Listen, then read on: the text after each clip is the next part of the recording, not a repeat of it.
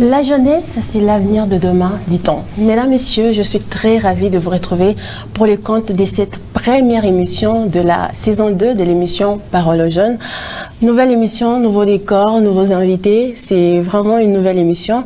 Alors, mesdames, messieurs, vous le savez, cette émission, c'est une plateforme qui regroupe différents jeunes d'esprit pour parler sur des thématiques qui sont liées à la jeunesse. Une émission qui édifie la jeunesse, une émission pour vous, faite par nous. Pour cette émission, nous parlerons d'un sujet super intéressant puisque nous parlerons de l'indépendance financière, la jeunesse face à l'indépendance financière. Alors, pour en parler, nous avons invité des jeunes dynamiques de la province du Lualaba. Nous avons tapé fort pour cette première émission de la saison 2 de l'émission Parole aux jeunes. On va commencer par Monsieur Bondomeki, Monsieur Rudolph Bondomeki. Il va devoir se présenter. Monsieur Rudolph, bonjour et bienvenue dans cette émission. Bonjour madame, c'est beaucoup d'honneur pour moi. Je m'appelle Rudolph Bondomeki et certains collègues de la famille universitaire m'appellent aussi Boa. Je suis un chercheur en économie appliquée, gestion financière, gestion des entreprises et aussi enseignant à l'université, chef de travaux. Exactement, enseignant à l'université parce que c'est très important, retenez qu'il est enseignant à l'université parce que dans quelques minutes, nous allons devoir en parler. Juste à côté de vous, Monsieur Israël. Bonjour, Monsieur Israël. Bonjour, madame, mademoiselle. Moi, c'est Monsieur Don Israël Hubert Mbouyi. Je suis manager de formation et je suis entrepreneur. Entrepreneur. Alors, Monsieur Eric, vous allez bien? Bienvenue dans cette émission. Merci beaucoup, madame. Monsieur Eric, pouvez-vous vous présenter? Voilà, je me nomme Eric Kaound. Je suis ingénieur et assistant à l'Istacolesi, également entrepreneur. Entrepreneur. Oui. Voilà, Monsieur James, très ravi de vous recevoir. Je vois, vous êtes déjà en tenue. Voilà, une très belle illustration pour notre sujet d'indépendance financière. Vous allez bien? Ça va très bien, madame. Moi, c'est Mpianalingue James. Je suis chercheur dans les énergies renouvelables et intelligence artificielle. Je suis entrepreneur et aussi assistant. Voilà, et aussi assistant. 3 assistants sur ces plateaux de Parole aux jeunes et un seul qui n'est pas assistant. Mesdames, Messieurs, comme je l'ai dit au début de l'émission, aujourd'hui, nous parlerons de la jeunesse face à l'indépendance financière. Pour commencer, Monsieur Rudolph, qu'est-ce que ces sujets vous inspirent? Ce sujet m'inspire justement, madame, sur le fait que il faut se réjouir dans cette vie ici, il faut être heureux de vivre et non pas commencer à avoir l'impression de vivoter ou de végéter. Justement pour cela, on a besoin d'argent. Quand vous nous avez donné le sujet indépendance financière, j'ai aimé parce que d'abord financer en gestion, ça veut dire pourvoir des fonds, pourvoir des capitaux, donner des moyens financiers, de l'argent à quelqu'un ou à une institution. Alors indépendance financière, ça veut dire ici nous voyons une entité, des décisions comme moi, comme une entreprise, comme n'importe qui d'autre, qui ne dépend pas d'une autre entité. Ça veut dire, je suis là, je me finance moi-même. C'est une forme d'indépendance financière. Et bien voilà, ce qui m'a beaucoup motivé à tout laisser et venir vite pour partager avec les amis et les téléspectateurs sur ces sujets combien importants. Exactement. Et Monsieur Israël? Oui, que très inspirant ce que dit Monsieur Le Boa. Et justement, moi, je prendrai ça de part de cette promesse que le président de la République a fait lors de son allocution face au Congrès en disant qu'il aimerait bien créer une nouvelle classe des millionnaires congolais. Et pour que cette classe des millionnaires congolais soit une évidence, il faudrait qu'il y ait des jeunes qui réfléchissent autrement, des jeunes qui ne dépendent pas dans une certaine mesure de leurs entreprises, là où ils travaillent, de leur famille, des jeunes qui sont créateurs, qui peuvent créer par des pensées innovantes, afin qu'eux-mêmes soient libres. Ça veut dire qu'ils peuvent s'autofinancer, avoir des revenus par soi-même, et pour qu'ils répondent à ce critérium d'être éligibles à cette classe moyenne tant chantée, mais jusque-là attendue, eh ben, nous sommes là, nous aimerions bien que cela soit une évidence. Voilà, on va en parler dans cette émission. Monsieur Eric, moi je voulais juste savoir, est-ce qu'en ce moment, on peut dire que les jeunes dans notre province du Lualaba, puisque nous sommes quand même au Lualaba, sont indépendants financièrement? Bien, madame. Le dire tout de suite là que ici au Lualaba, les jeunes sont indépendants financièrement, non, ça serait faux. Ce serait faux, il suffit juste de regarder ce qui se passe à travers... dans notre entourage, vous allez constater que effectivement tous les jeunes ne rêvent que d'une seule chose, être employé. Comprenez? Et donc, on ne peut pas dire que quelqu'un qui ne rêve que de ça, il vit ou il est indépendant financièrement. On ne peut pas le dire. Donc, à l'heure qu'il est, c'est impossible de dire que les jeunes sont financièrement indépendants. Non. Il faut que nous puissions le devenir. Voilà. Exactement. Et M. James, je pense que je vais vous poser la même question avant que je ne rentre chez M. Boa. Est-ce qu'on peut dire maintenant que les jeunes au Lualaba sont indépendants financièrement? Moi, ma réponse sera directe, c'est non. C'est en connaissance de cause d'ailleurs que je le dis. Parce que si je dois résumer les pensées de mes prédécesseurs, Rudolf et dont Israël, vous allez comprendre que l'indépendance financière, c'est une capacité. En fait, la capacité de vivre de ses intérêts. Et en toute chose dans ce monde, reconnaissez quand même qu'il y a des règles à suivre. Il y a des jeunes qui veulent vraiment s'élancer dans la carrière entrepreneuriale, mais pour respecter les conditions qui viennent avec, ils sont vraiment pas prêts pour cela. Oui, et alors, depuis lors qu'on n'a pas encore fait 2 pas dans ce chemin, sur ce chemin, je ne crois vraiment pas qu'on peut dire que les jeunes du Lualaba, ils sont indépendants financièrement. Voilà. Et, Monsieur Rudolf, qu'est-ce qui fait en sorte que les jeunes ne puissent pas être indépendants financièrement? Est-ce que les jeunes aujourd'hui n'ont pas cette possibilité d'être indépendants, parce que la plupart de vos co-débatteurs disent qu'ils ne sont pas indépendants? C'est quoi la cause? Madame, vous savez, le problème, c'est que le problème de l'indépendance financière doit d'abord être une question de culture. Ce que je vais vous dire, c'est quoi? Les jeunes, la plupart des jeunes, ils ont besoin du confort, financièrement, du confort, et non pas de l'indépendance dont vous parlez ici. Ça veut dire avoir du travail, là où quelqu'un d'autre s'occuperait de mes finances, ça veut dire le salaire. Or, les études ont déjà prouvé, même un DG de grandes entreprises, ils ne se sont jamais retrouvés riches, eux, avec leur famille, même après 15 ans de travail, même après 20 ans de travail. Quand vous travaillez pour quelqu'un d'autre, ça c'est que ce quelqu'un d'autre là-bas, peut-être une entreprise, ne vous donnera jamais assez pour vous enrichir. Et vous et votre famille. Donc, il va vous donner le strict nécessaire pour que vous puissiez vous manger, vous construire une maison, et puis c'est tout. Et quand viendra le tour de vivre de vos enfants, ce sera encore le creusage et autres, ça veut dire la même routine, stéréotype qui va encore retourner. Ce n'est pas une bonne chose. Aujourd'hui, quand nous parlons de l'indépendance financière, je vous assure, c'est que les jeunes doivent savoir chercher l'argent par eux-mêmes. Et le moyen le plus aisé et le plus rassurant, c'est l'entrepreneuriat. Or, qui dit entrepreneuriat implique directement la notion du risque, alors qui n'est pas bienvenu chez les jeunes. Qui ne risque rien n'a rien, ils ne comprennent pas cela. Quand on dit risque, moi ça me plaît, parce que le risque est différent du danger. Le danger, le sinistre viendra certainement. Quand on vous dit danger de mort, c'est que vous allez mourir certainement. Quand on vous dit il y a risque de mort, c'est que ça peut ou n'est pas arriver. C'est là que j'aime le risque. L'entrepreneuriat implique la notion du risque. Et si vous y mettez la dose managériale, la dose de gestion des entreprises, je crois que le risque peut être minimisé au plus moindre que possible. C'est là que je suis en train d'exhorter les jeunes ici déjà, de beaucoup plus regarder le côté entrepreneurial. Il ne suffit pas seulement de penser que non, je n'ai pas l'argent, j'arrête. Non, je n'ai pas des idées, j'arrête. Il faut savoir aussi gérer les ambitions. Lui peut avoir une idée, l'autre a un capital, moi j'ai un savoir-faire, l'autre est fort physiquement. Nous pouvons nous mettre ensemble et gérer nos ambitions et créer une activité génératrice de revenus qui va nous rassurer à nous-mêmes, propriétaires de notre activité là-bas, une certaine indépendance financière. C'est justement une question d'abord de culture, la notion du risque. Vous ne risquez pas, vous n'aurez rien. Or, quand vous avez déjà risqué, il faut encore bien gérer pour que vous puissiez faire quoi? Minimiser le risque. Je vous assure, madame, le problème avec nous, c'est que nous aimons le confort plutôt que le risque, plutôt que l'aventure. Il faut toujours s'aventurer dans la vie. Voilà, nous aimons le confort puisque les risques... Est-ce que vous êtes d'accord avec M. Wandomiki?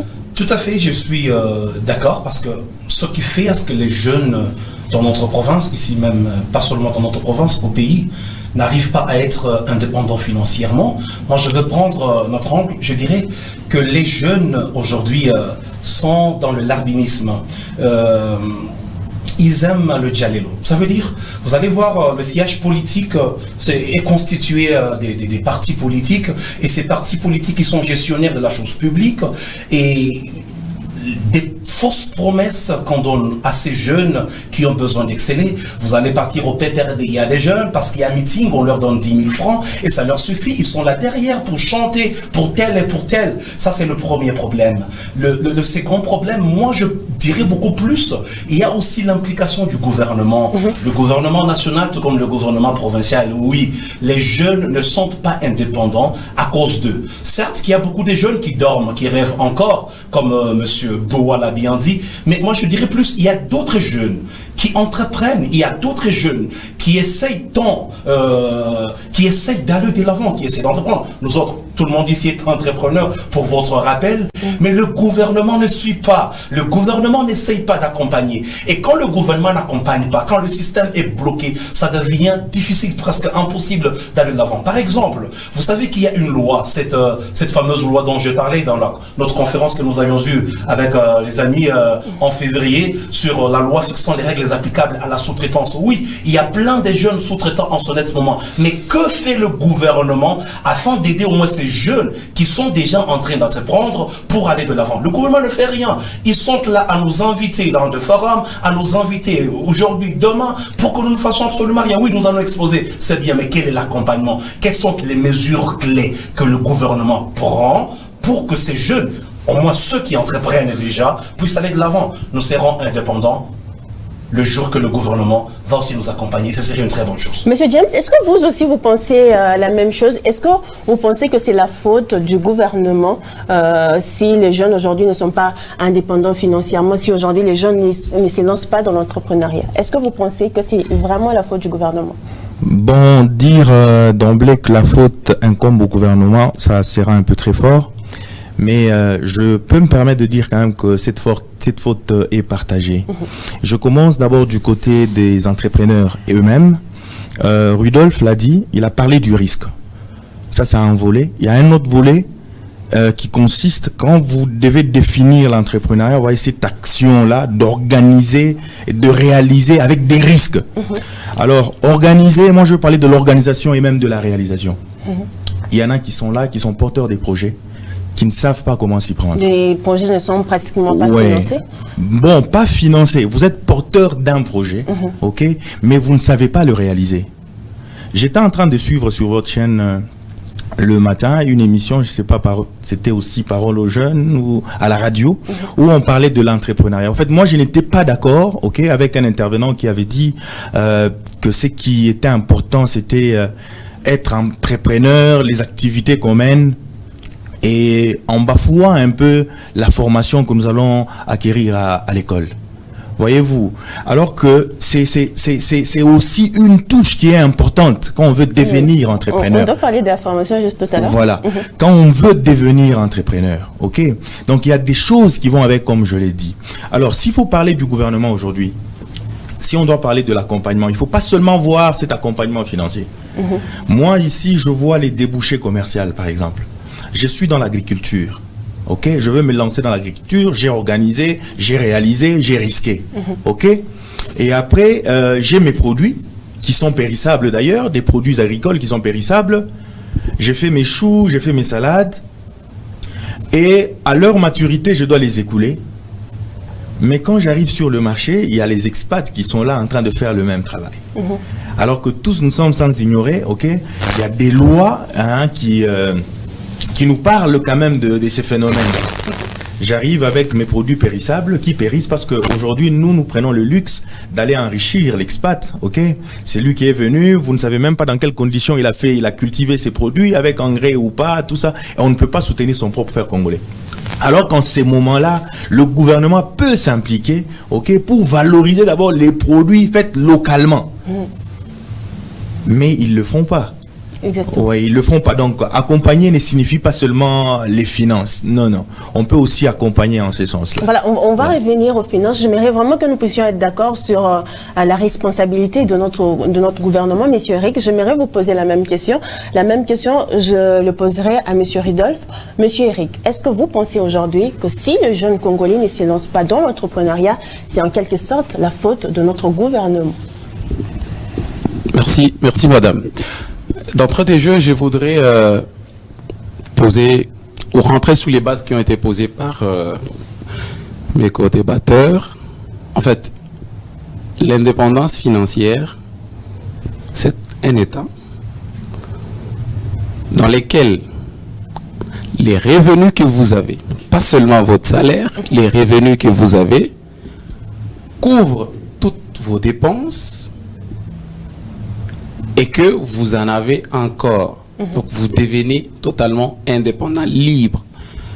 Je reviens à la première question que vous m'avez posée, tout là pour savoir si les jeunes au Lualaba étaient... Je vais rentrer à votre question, donnez-moi un peu de temps. Si les jeunes au Lualaba étaient indépendants, j'ai dit non. Pourquoi? Parce que aujourd'hui, je veux dire presque 90% de jeunes au Lualaba ne rêvent que par les mining, être salarié. Or, ce qu'il faut savoir, c'est qu'aucun salarié, le CT Rudolph l'a dit, aucun salarié ne devient jamais indépendant financièrement. Pourquoi? Parce que l'argent, même quand on vous le donne à la fin du mois, il est déjà dépensé. Parce que c'est bien calculé pour vous. On a déjà calculé la maison, le loyer, on a déjà calculé ce que vous allez manger. Donc, quand vous avez votre salaire, il est déjà consommé. Et donc, pour arriver à l'état d'indépendant financièrement, il faut entreprendre. Effectivement, il y a d'abord un problème ici chez nous. Nous sommes dans un problème aussi de culture. Chez nous, les francophones, ce n'est pas trop ça l'entrepreneuriat. Entreprendre, c'est un peu trop risqué, un peu... Non, c'est pas ça. Mais quand vous regardez chez les anglophones, c'est ça. Ils sont poussés par ça, par l'entrepreneuriat. Pourquoi? Parce qu'ils ont compris que pour arriver à l'indépendance financière, il faut vraiment entreprendre. Est-ce qu'il faut incriminer le gouvernement? Ouais. Est-ce qu'il faut incriminer les jeunes? Oui. Pourquoi? Parce que la faute est vraiment partagée. Oui. Pourquoi? Parce que il ne faut pas penser que le gouvernement fera tout. Non. Déjà, le gouvernement ne viendra pas soutenir quelqu'un qu'on ne voit pas. Il faut commencer par entreprendre. Il faut déjà que ça soit très clair dans votre tête. Qu'est-ce que vous voulez faire? Parce que l'entrepreneuriat, c'est résoudre un problème de la société. Quel est le problème qui se pose et quelle est la solution que vous voulez y apporter? Tant que vous n'y a pas de problème que vous relevez et vous ne proposez pas de solution, qui viendra vous accompagner? Donc, commencez d'abord par vos efforts parce que les difficultés sont l'énergie pour aller de l'avant. Tant qu'il n'y a pas de difficultés, on ne peut pas sortir le meilleur de nous-mêmes. Et donc, les gouvernements devaient et doivent à son niveau, améliorer les climats des affaires. Que le gouvernement commence par respecter ses propres lois, ses propres textes. Les textes qu'ils ont eux-mêmes légiférés, ils doivent les exécuter. On dit, ok, pas de petits commerces aux expats, qu'on les respecte. Qu'on commence par assainir d'abord le milieu des affaires et qu'on voit si les jeunes ne vont pas le faire. C'est ça le problème. Et donc, du côté du gouvernement, il y a cet engagement-là, non seulement à éditer de textes, mais aussi à le respecter. Du côté des jeunes, il faudrait qu'il y ait on ne réussit pas sans ce brin-là de risque, ce brin-là de courage, d'affronter parfois l'inconnu. On ne sait pas où on va, mais on y va quand même. Voilà ma pensée quant à ça. Voilà, on va revenir par rapport au risque. Monsieur Ridolphe, puisque nous étions en train de parler du gouvernement, est-ce que vous pensez vraiment que c'est la faute au gouvernement? Ok, merci beaucoup. Laissez-moi un peu donner peut-être une autre approche ou une approche qui se décale un peu de celle que l'assistant Eric vient de donner. C'est que pour moi, l'indépendance financière, comme nous voyons ici, c'est quand moi, l'individu, une entreprise ou en fait une entité autonome de décision peut se donner de fonds dont elle a besoin elle-même. C'est ça l'indépendance financière. Ne pas dépendre de quelqu'un d'autre. Parce que si nous disons que c'est lorsque vous avez un revenu qui a couvert toutes vos dépenses et vous restez avec quelque chose d'autre, je suis sûr qu'il y a quand même 2 ou 3 employés qui sont dans cette situation là-bas. Ils ont quand même un gros salaire par rapport à leurs dépenses. Justement, ils ne seront jamais satisfaits, ça c'est normal. Là, quand vous avez un revenu qui dépasse vos consommations, c'est que vous êtes dans une situation de capacité de financement. Mais vous n'êtes pas encore indépendant financièrement. L'indépendance est en train de faire allusion à la source de vos fonds, à la source de vos revenus. Est-ce que c'est votre propre activité qui vous donne les fonds? Vous êtes indépendant, ou c'est une autre entité, un employeur, une entreprise qui vous donne le fonds, là vous dépendez. Vous comprenez là. Maintenant, en revenant maintenant à la responsabilité, moi je trouve que c'est vrai que la poire doit être coupée en deux, mais pas en deux parties égales. C'est que la part de l'État est encore plus grande que celle de jeunes dans le pays. Pourquoi? Parce que l'environnement, le climat, là où tous nous trouvons, ça appartient à l'État. Et c'est la politique qui gère tout ça. Comme vous le savez, la politique couvre tout. Quand je parle de la politique, je suis en train de voir ici la structure, les infrastructures et même la superstructure qui est la philosophie qui conduit l'activité.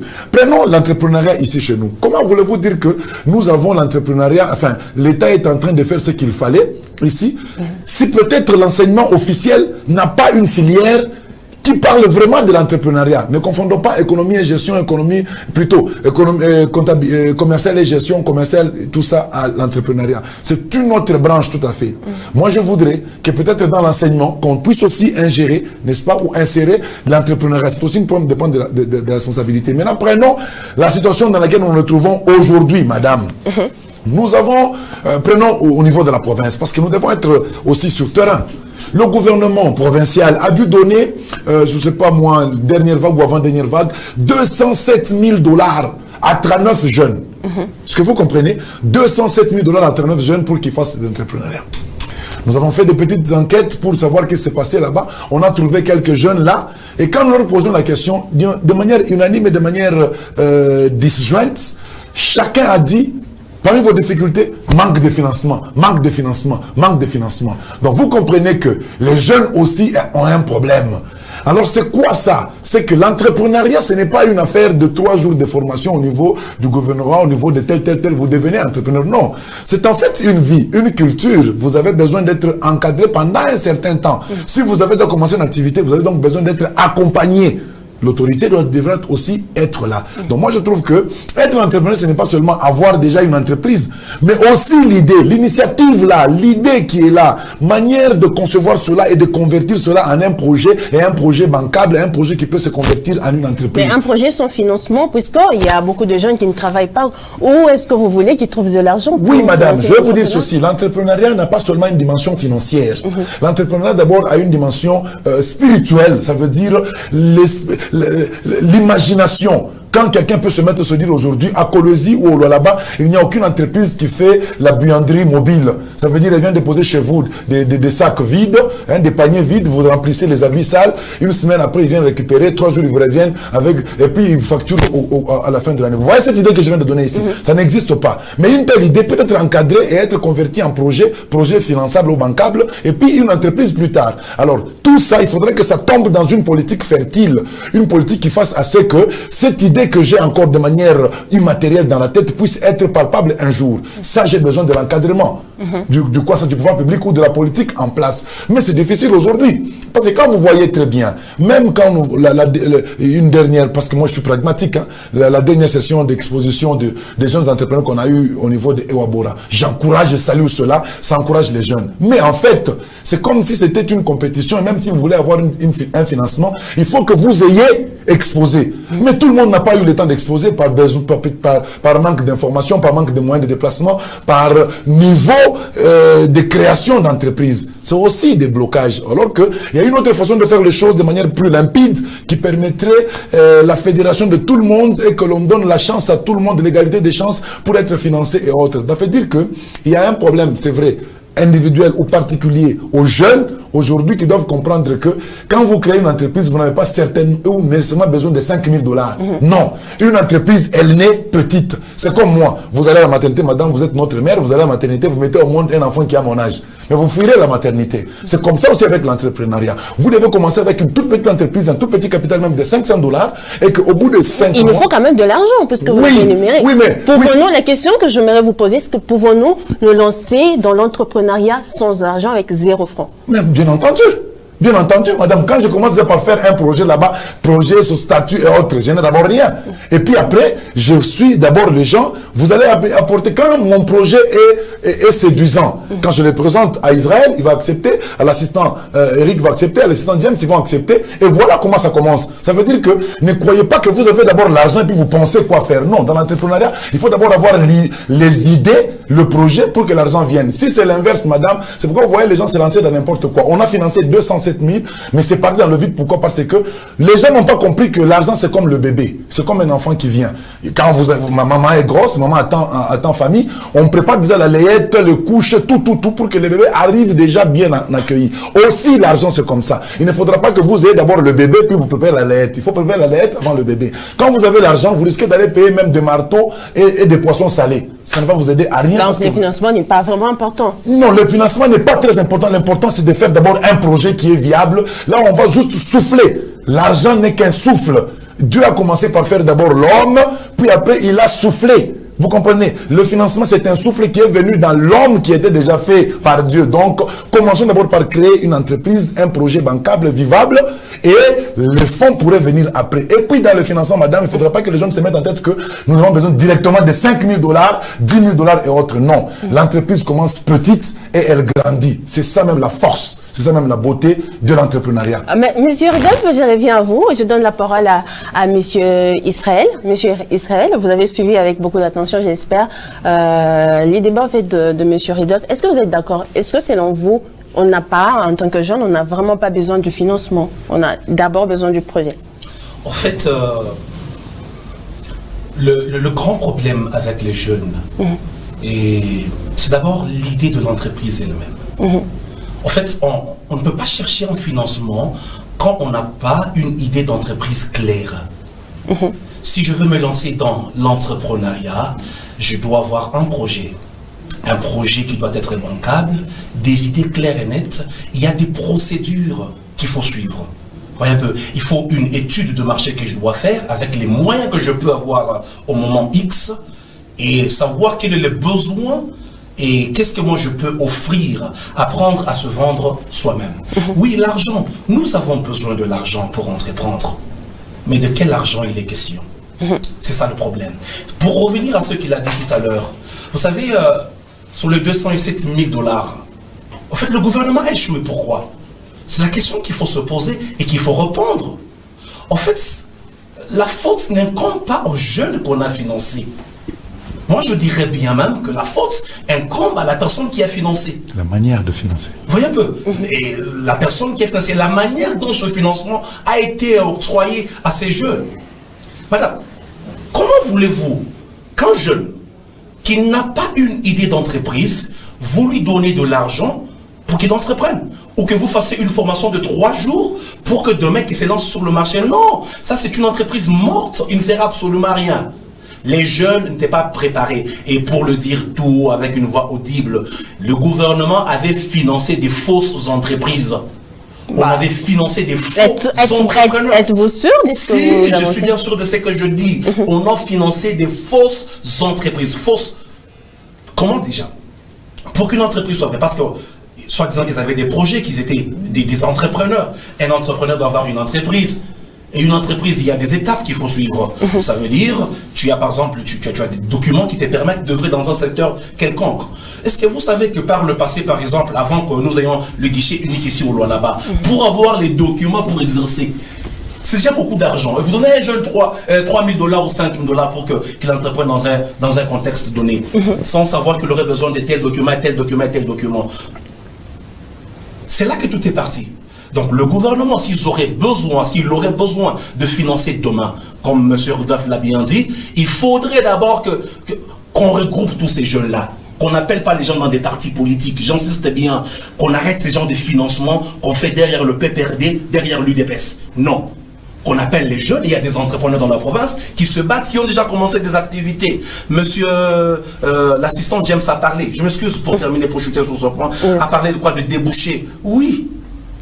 Le gouvernement préfère bien financer des jeunes qui n'ont rien, qui n'ont encore rien fait, qui n'ont aucune expérience. Alors qu'il y a des entreprises qui ont déjà quelque chose, il suffirait juste de quadriller certaines lignes. Peut-être que vous ne m'avez pas suivi quand je parlais de la responsabilité du gouvernement. Je ne parle pas seulement d'une manière financière. Le gouvernement doit accompagner d'une manière tactique et technique. Ça veut dire qu'ils doivent nous couvrir afin que ce que nous sommes en train de faire puisse trouver des bons débouchés. Je suis dans le secteur minier, j'ai ma sous-traitance. Qu'est-ce que dit la loi à propos? La loi me demande d'avoir un registre de commerce, un numéro d'immatriculation à la CNCS et bien d'autres documents. À travers ce document, je suis déjà éligible. Mais le même gouvernement vient nous dire, pour le bon souvenir de M. James, avec le responsable de la RPC, M. Kalej, donc il faut nous enregistrer à $250 et payer 5% de nos revenus à cette entité, alors qu'elle nous a jamais accompagnés. Je trouve qu'ils sont en train de nous tuer à la place de nous aider. Voilà, je pense que le grand problème. Merci beaucoup, M. Estren. Je pense que M. James a tellement envie de parler. Je vous donne juste quelques minutes avant que nous puissions clore complètement avec cette petite parenthèse. M. James. Voilà, vous allez comprendre avec moi que tout tourne autour de la formation, premièrement. Et s'il faut parler, il faut relever le cas concret de la province du Lualaba. Moi, je ne sais même pas comment cette sélection s'était faite. En fait, je n'ai aucune idée de comment cela s'était fait. Et était-il des Lualabais ou pas? Était-il des entrepreneurs ou pas? Je ne sais pas. Mais ce qui est vrai, c'est que tous, en tant qu'entrepreneurs Lualabais et soucieux aussi de l'avancement de l'entrepreneuriat dans notre province, nous avons tenté de mener des petites investigations à gauche, à droite. En tout cas, aucune traçabilité. Aucune traçabilité. Et moi, je me permets de dire que je vais faire un partage équitable des responsabilités. Les jeunes, moi, je ne sais pas concevoir aujourd'hui que quelqu'un puisse arriver au point de perdre sa crédibilité, ok, en allant chanter derrière un homme politique et se faisant passer pour un entrepreneur pour obtenir financement. Et quand le financement vient, il ne trouve même pas de projet. Comme le confrère l'a dit, vous savez, vous ne pouvez jamais commencer par le bébé et finir par la lettre. Ça, c'est impossible. Et pour preuve, regardez même nos parents qui avaient travaillé par le passé à la GECAMINE, ils n'étaient pas préparés, ils n'étaient pas formés. Départ volontaire, ils ont souscrit, ils ont pris leur argent, ils ne savaient pas quoi faire avec l'argent. L'argent entre dans la maison où il y a 0 projet. Et finalement, on commence à chercher des projets, mais pendant ce temps, on sort $100 pour les unités, pour les habits, et ainsi de suite. Et lorsqu'on a habillé un petit projet, il n'y a plus rien dans la maison. Alors que lorsque vous avez des projets déjà bien préparés à toutes les échelles, basses, moyennes et grandes échelles, ok, il suffit seulement que vous puissiez trouver un montant donné, vous allez bien le circonscrire à un certain projet que vous avez dans votre agenda. Oui. Et parlant aussi de la force, bien que ce n'est pas un point, un point qui a été choisi peut-être dans votre programme du jour, j'y étais aussi, j'y ai participé en tant qu'entrepreneur. Ouais, mais ça cadre quand même avec le sujet ici. J'y ai participé en tant qu'entrepreneur. Là, je voudrais juste corriger quelque chose. Sinon, si c'était le cas, moi, personnellement, je ne pouvais pas aller participer à cette foire. Il nous a été demandé, ok, nous sommes allés là-bas pour être exposés. On voulait, en fait, l'objectif, c'était de nous mettre en vitrine. Que nous puissions être vus par les grands qui pouvaient nous consommer. Ouais, ce n'était pas pour une concurrence des entreprises, afin qu'on fasse un choix pour... Non, sinon... On en reparlera, je ne sais pas, dans une autre émission, parce que Parole aux jeunes passe pratiquement 2 fois le mois. Alors, on va parler également de la formation, parce que c'est un point qui a été relevé ici. Est-ce que vous pensez... Je pose la question à vous, Monsieur Eric. Est-ce que vous pensez aujourd'hui que les jeunes sont vraiment formés pour être indépendants financièrement? Prenons les cas de nos écoles. Monsieur Rudolph, Monsieur James et Monsieur Eric, vous êtes tous enseignants.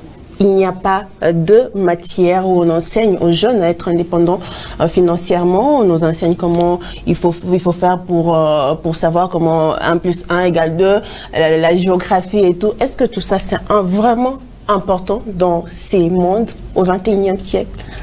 Merci madame, vous avez tout dit. En fait, qu'est-ce que nous apprend jusque maintenant? Qu'est-ce que nous apprenons jusque maintenant?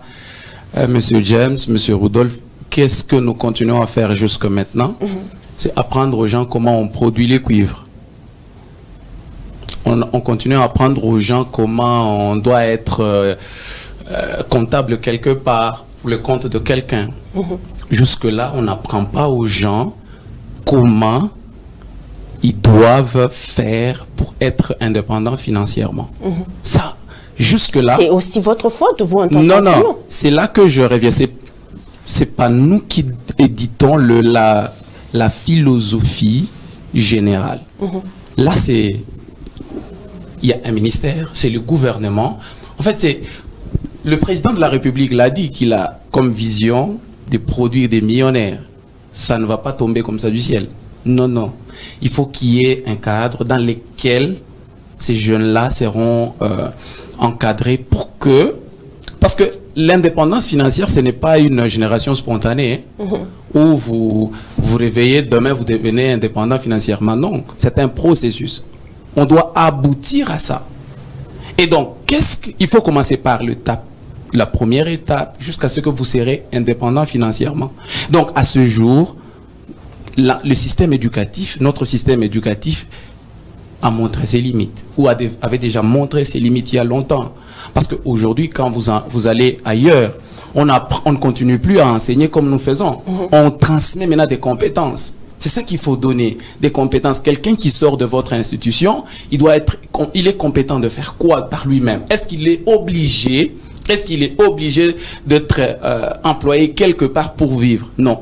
S'il n'est pas engagé, comment peut-il mener sa vie? Comment peut-il vivre? Ça, c'est un problème. Donc, à ce jour, notre système éducatif a présenté ses limites et il faut carrément repenser tous les systèmes éducatifs pour que les jeunes qui sortent de nos universités, de nos institutions, soient à même de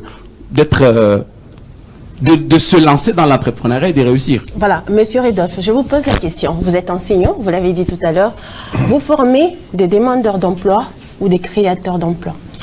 Justement, merci beaucoup, madame, pour la question. Je vais paraphraser l'assistant Eric. Il a raison avec ce qu'il vient de dire. C'est que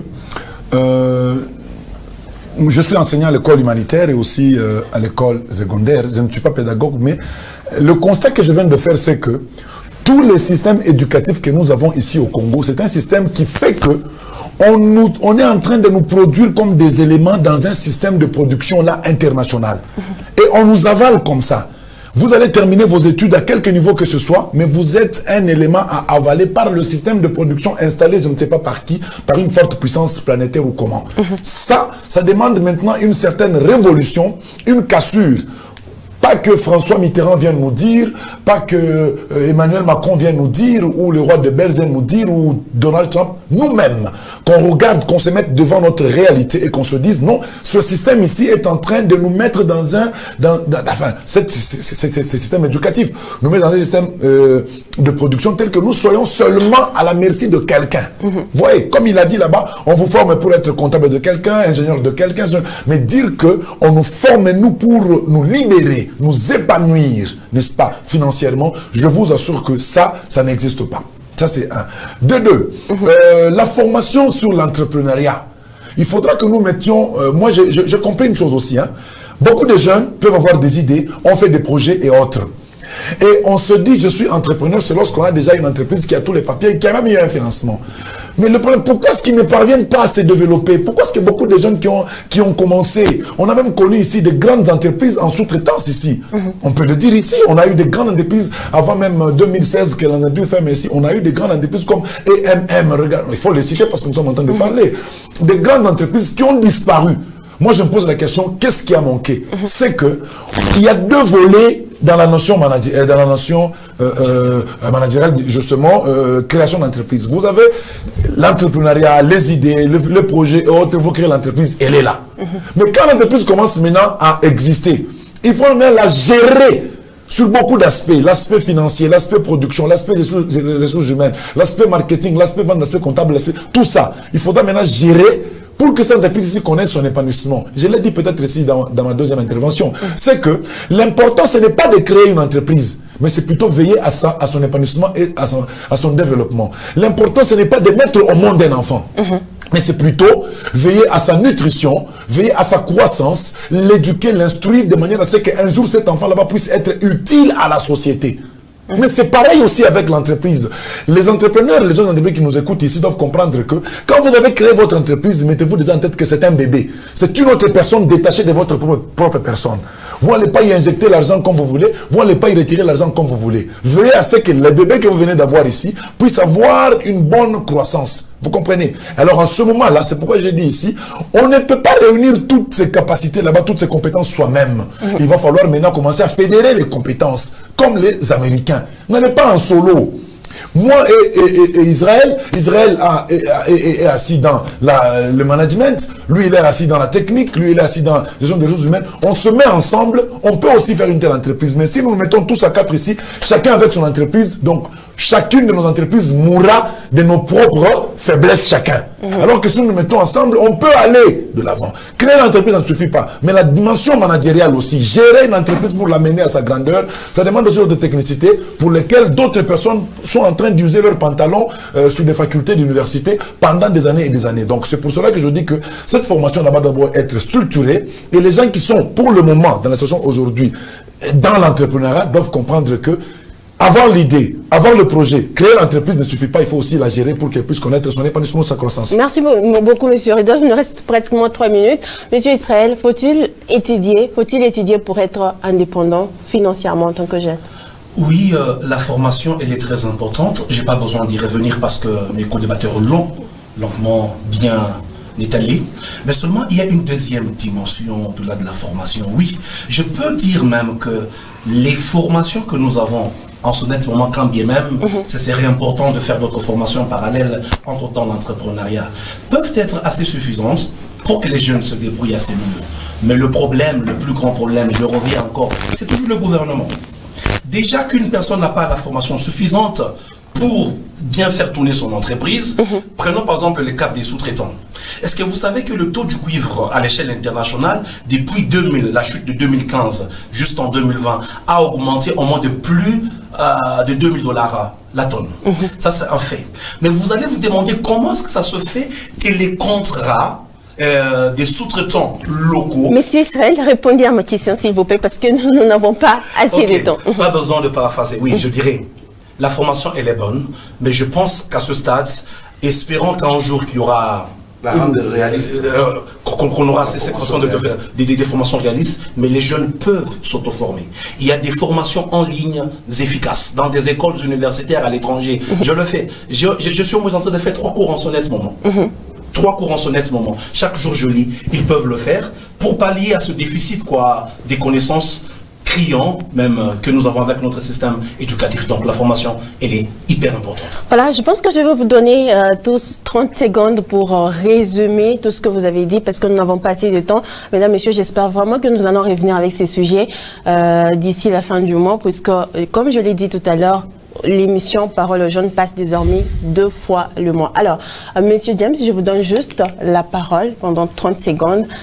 Qu'est-ce qu'on peut retenir de l'indépendance financière des jeunes? Voilà, moi je vais conclure avec la question qui a été posée en dernier lieu. Vous savez, l'enseignement, c'est un outil d'accompagnement. Et tous, nous sommes sans ignorer par rapport à ce qui a été dit que notre système éducatif est en train de réclamer une réforme. Mais ce qui est vrai, c'est que nous qui sommes enseignants, nous devons aussi prêcher par l'exemple. Déjà, dépendant seulement de la CREI, ce n'est pas correct, je ne suis pas indépendant financièrement, voyez-vous. Donc nous devons à tous les niveaux accompagner les jeunes qui sont encore aux études, que nous pouvons appeler entrepreneurs aspirants, leur donner déjà ce goût-là d'être créateur d'emplois depuis le banc de l'école. Voilà, merci beaucoup Monsieur James. Monsieur Eric. Merci beaucoup Madame. Pour mes résumés, je veux dire, pour être indépendant financièrement, la seule voie, la seule issue, c'est l'entrepreneuriat. Et pour entreprendre, on n'entreprend pas à l'aveuglette. Vous devez avoir une idée claire.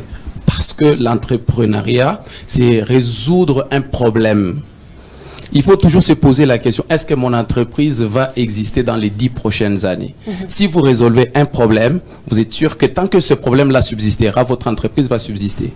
Et donc, pour terminer, je veux dire, entreprendre c'est mieux, mais que vous ayez un problème précis que vous voulez résoudre et cherchez maintenant à fédérer toutes les ressources autour de vous, et là, ça va réussir.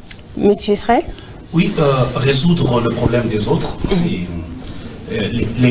l'existence même des entrepreneurs. Oui, c'est bien.